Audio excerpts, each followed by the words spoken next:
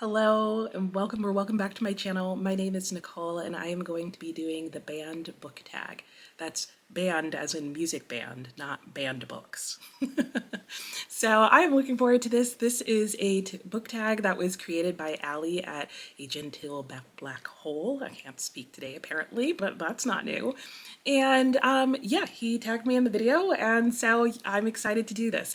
This is, I feel like, one of the more creative book tags that I have seen, in that each of the prompts is based on a band or musician that he really liked, and I love that it's really unique and not super pop culture references that are here.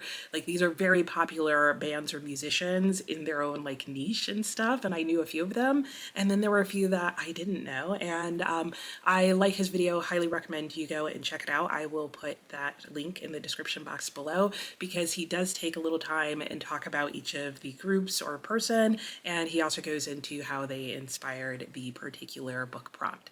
So this is a bookish tag video. I am going to talk about books and show them to you, so let me go ahead and get started. I have here on my phone the different prompts. Wow, that's too close to my face.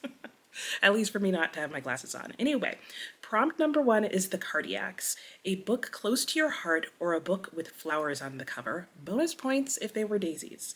So I am going to go with Bambi. I have a copy of the book right here, but my particular copy that I own does not have flowers on the cover, but the entire time I was reading this book earlier this year, I kept showing the version that does have flowers on the cover. So that is how I'm going to fulfill that prompt.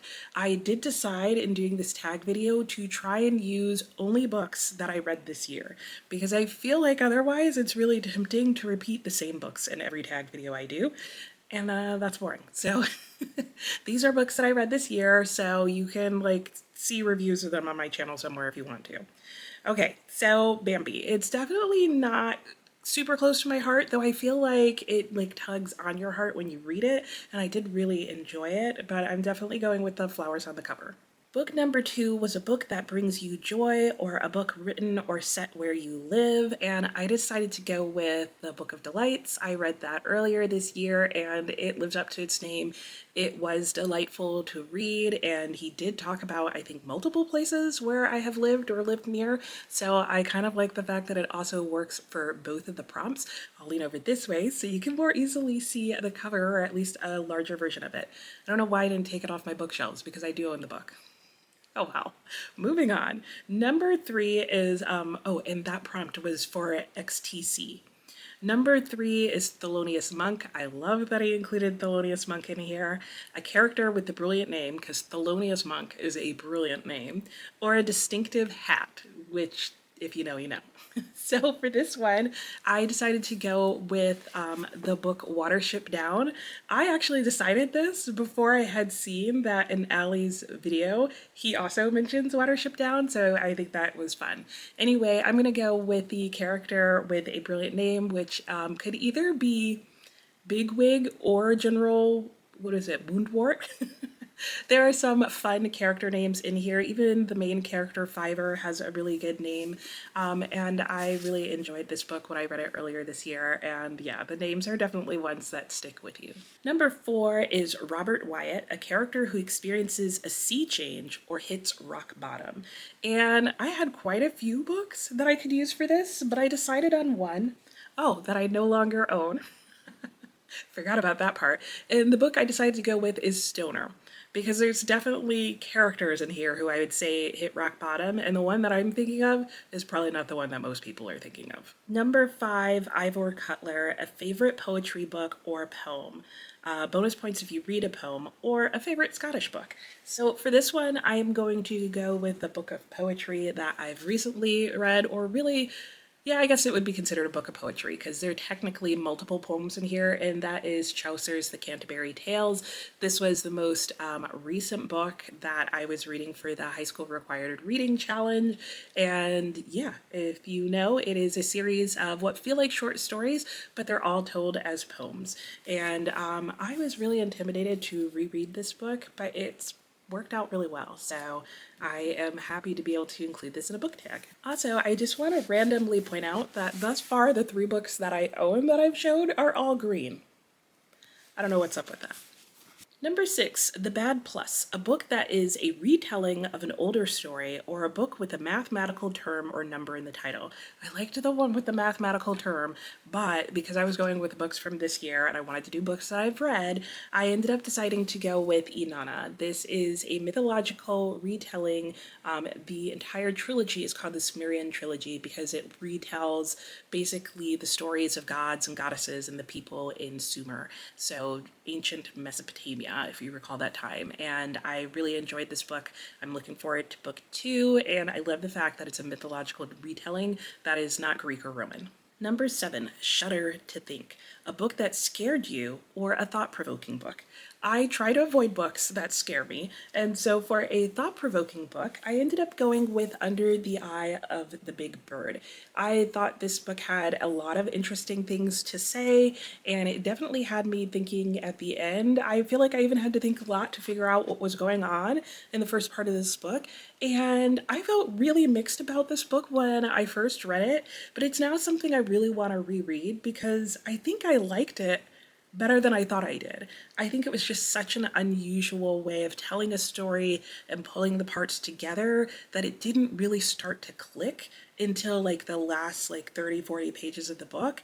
And I feel like it's something that would actually hold up really well to rereading. So I'm looking forward to that and really thinking about everything that it's saying all over again. Number 8 is a book by a Nordic author or with an ice or wintry setting. And at first I thought this was going to be the prompt that was going to keep me from them all being books from this year. And then I remembered The Colony, which is translated from Swedish.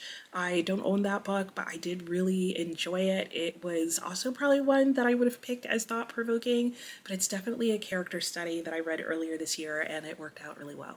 Number 9 is The Kinks' Gentle Giant Devo, or Field Music, a book about siblings or written by siblings.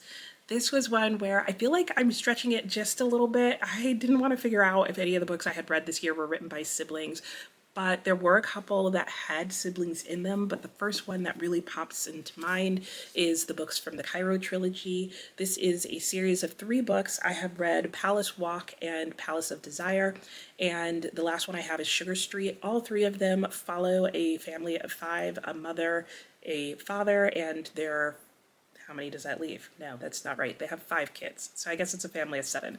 Anyway, and their 5 children, and you get a lot of time with the family, with the individual characters in the family, and you definitely get a lot of sibling relationships going on in this book, even though the book itself isn't solely about the siblings. It's just unavoidable. You're so in with the family, and it's such a large family that's all living together for a good chunk of the book that it's hard to not have part of this story be about the siblings themselves. Number 10 is The Beatles, a book that a parent or relative introduced you to, or a book you've loved a long, long time. I like that there's options for this, by the way, because this one did stump me. It's one of, I think, the 2 books on my list that I just could not find one from this year. I don't get recommended a lot of books from friends or relatives. Of my friends and relatives, or not my friends, of my family and relatives, I'm definitely the person who reads the most. And so I tend to be recommending books to them. But for a book that I've loved a long, long time, I'm going to go with The Phantom Tollbooth, which I know Allie recently read. And so, yeah, this is a lifelong children's book for me.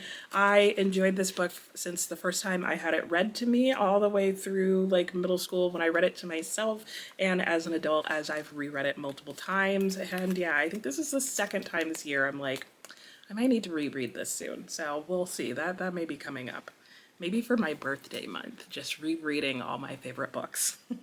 And number 11, Spinal Tap. These prompts go up to 11, which I don't get the reference, but I'm sure there are many of you who do. Recommend a favorite song, album, or artist. So for this one, I will put the song and the album and the artist. Yeah, it would be all 3 things up on the screen for you. And I think I'll just explain why this particular song. It really has to do with the voice more than the song itself. There is a certain style of male singing that I will love. I don't care what you're singing at that point. If you have this sound, I will listen to you sing the phone book, which no longer exists.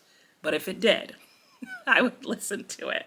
What would be the equivalent? I don't know. If you sing a Wikipedia page, there's someone at my door. So I guess that's it. I'll talk to you next time. Let me know if you're watching this video. Also, tag you're it, because I just realized I forgot to tag people.